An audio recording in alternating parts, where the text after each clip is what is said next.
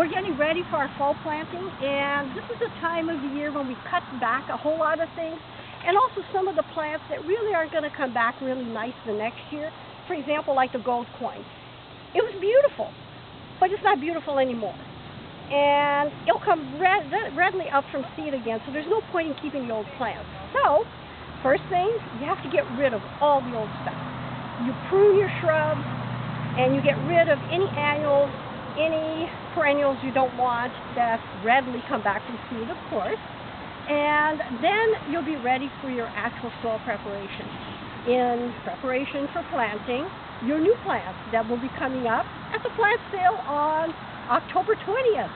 Yes, Botanical Garden has a plant sale coming up.